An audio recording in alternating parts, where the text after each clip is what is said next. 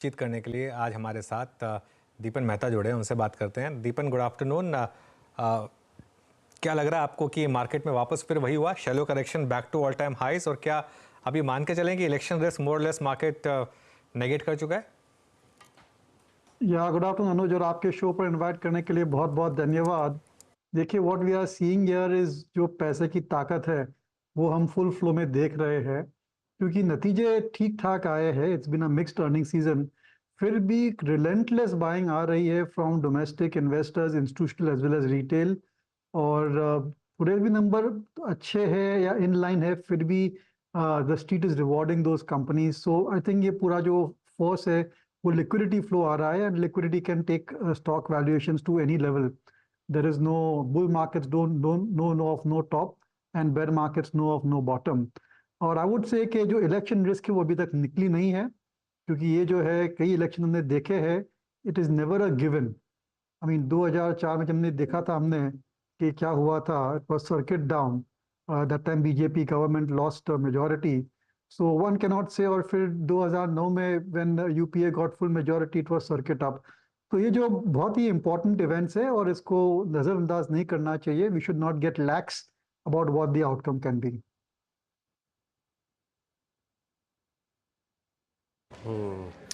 Okay. अच्छा दीपन जी, इस हफ्ते एक ऐसे स्टॉक के रिजल्ट भी आए जो आपका सबसे, आई थिंक जिस पे मैं बात करता हूँ आपसे सबसे ज़्यादा बात करता हूँ, जोमेटो। नंबर्स कैसे लगे? और स्पेशली अब ब्लिंकिट को लेकर जो सबसे ज़्यादा बात हो रही है ना, उसके वैल्यूएशंस को लेकर अब आप किस ट्रजेक्टरी की तरफ फोकस कर रहे हैं? अब कहाँ जा रहा है जोमेटो आपके आपके अनुमान के मुताबिक? प्रोजेक्शंस क्या हैं आपके? देखिए, जो टॉप लाइन ग्रोथ है that is being sustained at 70%। और अगर 40-50% की भी year on year growth rates company maintain करती है, तो it can easily do 3.5-4 rupees per share 3 years from now on a conservative basis. और उसके बाद भी उसकी जो ग्रोथ रेट्स रहेगी that will be easily in excess of 25% और देयर अबाउट। सो अगर आपका 5, 10, 15 साल का आउटलुक है और जोमेटो यही स्ट्रक्चर में, यही एंटिटी में काम करती है, तो it can do exceptionally well and can deliver solid compounding returns. क्योंकि इस स्पेस में जो उनकी पोजीशन है, that is very difficult to kind of shake the position. Of course there is the threat of ONDC, but Zomato can work with ONDC also, there is not an issue over there. जो उसकी position है industry में with 55% अब market share, और कई सारे competitors आके चले भी गए, and it is building the same capability and position and strength in quick commerce as well, जहाँ पर a lot of players are trying their hand but they have not been so successful. So मेरे ख्याल से one should of course keep an eye on the company और क्या क्या developments हो रही है, but as of now it seems to be on a very strong footing. And सबसे बढ़िया बात तो ये है कि at a profit level it has broken even, और आगे चलते definitely it will start coming solidly into profits. ये जो बिजनेसेस है उनके, they are very high operating leverages, उनकी कॉस्ट फिक्स कॉस्ट रहती है, लेकिन जैसे जैसे टॉप लाइन बढ़ता है, lot of it starts to flow to the bottom line. Deepan, Kotak Mahindra bank क्या एक अपॉर्चुनिटी दी इसने, और क्या अभी भी अपॉर्चुनिटी दे रहा है इन लेवल्स पर? No Anuj, I think take Kotak Mahindra bank, HDFC bank, IndusInd bank, I am very disillusioned with all these banks पर से।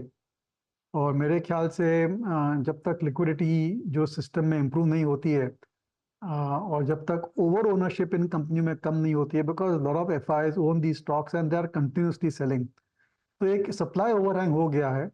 इसकी वजह से I think the stocks will at best be market performers, और maybe even slightly under perform.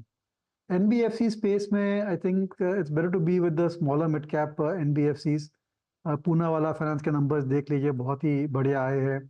New generation home finance companies like Home First is there, and there's Five Star Business. Among the larger companies, Cholamandalam came with good set of numbers. तो selectively आपको यहाँ पर निवेश करना चाहिए। Bajaj finance also I still have my faith in that company. तो select NBFCs banks में अगर आप निवेश करेंगे तो I think that's a better strategy rather than just going for the industry leaders, क्योंकि ये well discovered stocks है. You may get occasional trading rallies, but end of the day, I think the best years in terms of growth rates are behind them. यानी उनकी size बढ़ती जाएगी, पर Kotak, HDFC, IndusInd, we are used to 25% type of bottom line growth rate. वो आगे चलते sustainable नहीं दिख रही है। M&M ये एक और स्टॉक है जिसने बहुत पैसा बना के दिया है लोगों को। अब यहाँ पर क्या व्यू बनेगा दीपन? Sorry, I didn't get the name of the Mahindra and company. Mahindra, M&M. Oh yeah, within the auto space, Mahindra remains our top pick. Usual disclosure, we and our clients are invested. उसकी वजह यह है कि इस साल का जो मानसून है वो बहुत बढ़िया प्रोजेक्शन आ रहा है, और मानसून अच्छा होता है then we should look for rural place, और M&M डेफिनेटली एक रूरल प्ले है। इसकी जो ट्रैक्टर बिजनेस है that's been a bit of a drag on the operation, तो ये सीधा सुधर जाएगी। और जो यूवीज भी है, यूटिलिटी व्हीकल्स भी है, वहाँ पर जो लो एंड मॉडल्स है काफ़ी हद तक रूरल इंडिया में बिकते हैं। So I think a large portion of M&M's revenues come from the rural areas, और अगर रूरल इकोनॉमी इंप्रूव होती है, वहाँ पर कैश फ्लोज इंप्रूव होते हैं, तो डेफिनेटली M&M के प्रोडक्ट्स की डिमांड अच्छी रहेगी। So very positive on that company, and valuation wise it's looking very, it's not that expensive as well. और जो जो बस सबसे बढ़िया बात यह है कि जो नई मॉडल्स है उनकी रिस्पॉन्स अभी भी अच्छी आ रही है, and I think they have a reasonably good EV strategy as well.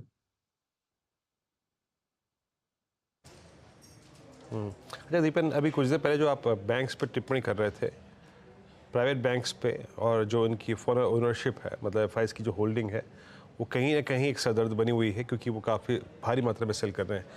But आपका व्यू PSU बैंक्स पर भी यही है? मैं SBI के नंबर्स पे आपका रिएक्शन चाह रहा था।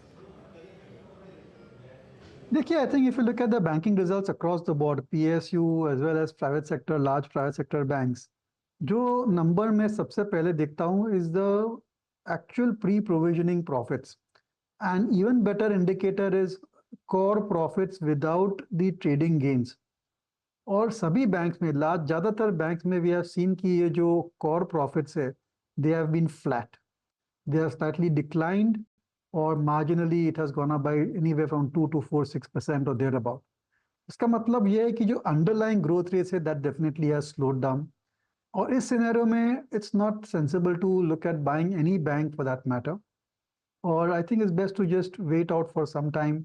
जैसे लिक्विडिटी इंप्रूव होती है, इंटरेस्ट रेट्स की कट्स चालू हो जाती है, that is the time I think bank की जो नेट इंटरेस्ट मार्जिन है that will start to move up, और उस पर जो स्ट्रेस है वो कम होता जाएगा, and then I think these banks will do reasonably well. एक अच्छी बात यह है कि जो NPA साइकिल है वो अभी भी अच्छी है, it is not deteriorated, which is positive. एक आई थिंक एक समय आएगा कि जो लिक्विडिटी कंडीशंस इंप्रूव होगी, नेट इंटरेस्ट मार्जिन भी बढ़ेगा, और NPA साइकिल डाउन टर्न नहीं होगी। I think that's a good sweet spot for the banks, but for the time being I think it's best to remain equal weight, slightly underweight. वैसे भी इतनी सारी banks और NBFCs है सबके portfolio में, that is one segment which is generally people are very overweight in, and it's over own sector as well.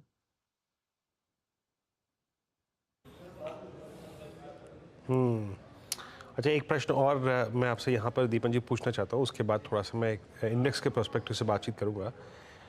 इस earning season को आपने देखा, जो कि ऑलमोस्ट इस हफ्ते जिसका समापन समारोह चल रहा है अभी, आपको सबसे ज़्यादा स्ट्रॉन्ग कन्विक्शन कहाँ पे बन रहा है? और एक और चीज़, कन्विक्शन के साथ जिन नंबर्स ने आपको सरप्राइज़ किया, both in terms of top line या फिर बॉटम लाइन या फिर मार्जिन्स के, या फिर मतलब कंप्लीट सरप्राइज पैकेज था आपके लिए? No, Virendra, I don't think any number came which was completely surprising. Trend के नंबर्स अच्छे आए थे, but last quarter also numbers बहुत ही बढ़िया थे, so it's like a follow through. इसके अलावा I think by and large PSU, defence PSU के नंबर अच्छे आए हैं, that was a bit better than what we are expecting. तो वहाँ पर एग्जीक्यूशन अच्छी चल रही थी। We know order book position definitely was good, but execution भी अभी अच्छी चल रही है, so that is reflecting in the numbers. Apart from that, इस पूरे अर्निंग सीजन को आप एक समराइज करना चाहेंगे सो फार, so I think it is the cyclical businesses which are done very well. Industrials, commodities, they have done exceptionally well.